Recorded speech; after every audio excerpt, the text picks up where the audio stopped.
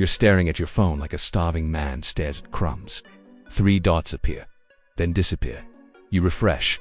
You wait. You analyze every word, every emoji, every pause between messages like you're decoding nuclear launch codes. Congratulations, you've just surrendered your power to a woman who probably isn't even thinking about you. This is what modern men have become. Digital beggars, emotionally dependent on the validation of strangers, slaves to their phones, prisoners of their own desperate need for approval. You think you're playing the game, but the game is playing you. Every second you spend dissecting her texts is a second you are not building yourself into the man you are meant to be. The ancient Stoics understood something you've forgotten. Your worth is undetermined by anyone else's opinion, attention, or affection.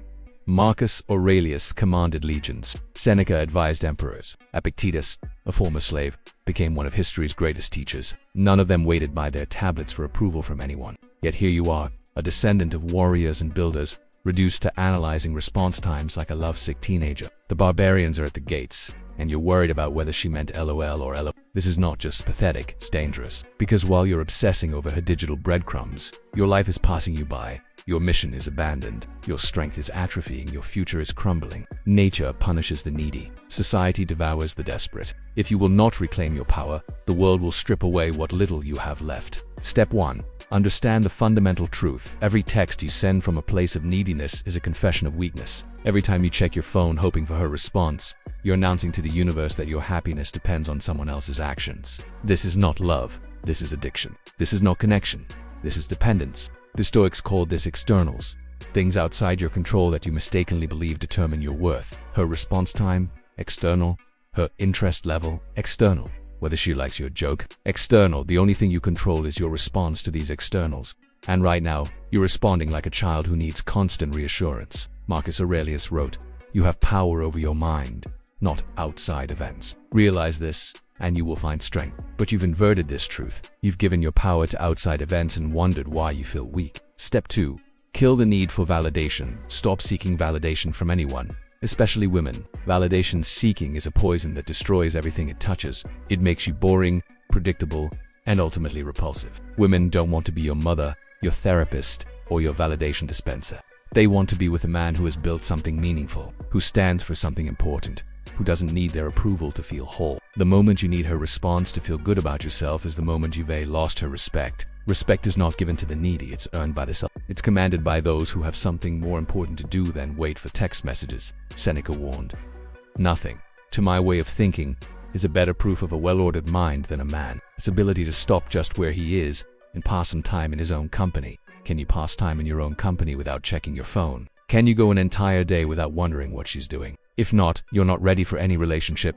You're ready for therapy. Step 3. Redirect your energy to your mission. Every minute spent analyzing her texts is a minute stolen from your purpose. You have work to do, goals to achieve, skills to develop, a body to build, a mind to sharpen, a legacy to create. But instead of forging yourself into something formidable, you're playing detective with emoji meanings. The greatest men in history didn't achieve greatness by waiting for approval. They achieved it by becoming so focused on their mission that external validation became irrelevant. They became the prize, not the pursuer. When you're genuinely busy building something meaningful, you don't have time to overthink text messages. When you're genuinely confident in your worth, you don't need constant reassurance. When you're genuinely attractive, you don't chase, you attract. Step 4.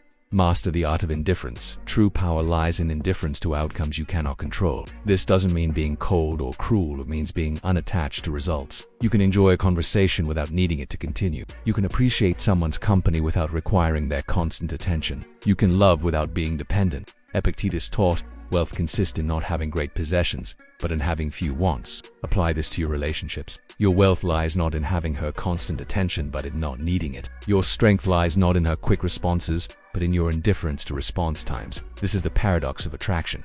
The less you need someone, the more they want to be around you. The more complete you are alone, the more others want to complete themselves through you. The more you focus on your own excellence, the more excellence you attract. Step 5. Respond from strength, not weakness. When you do communicate, do it from a position of strength, not desperation. Respond when you have something valuable to say, not when you're seeking validation. Text when you have genuine interest, not when you're trying to fill a void in your life. Your communication should reflect your values, your mission, your strength. It should never reflect your insecurity, your neediness, your fear of being alone. Every word you send should be something you'd be proud to have carved in stone. The Stoics believed in speaking truth, but they also believed in speaking only when necessary. They understood that silence is often more powerful than words, that restraint is often more attractive than enthusiasm, that mystery is often more compelling than constant availability. Step 6. Build yourself into the prize. Stop trying to win her over and start building a life worth winning. Develop skills that matter. Pursue goals that challenge you.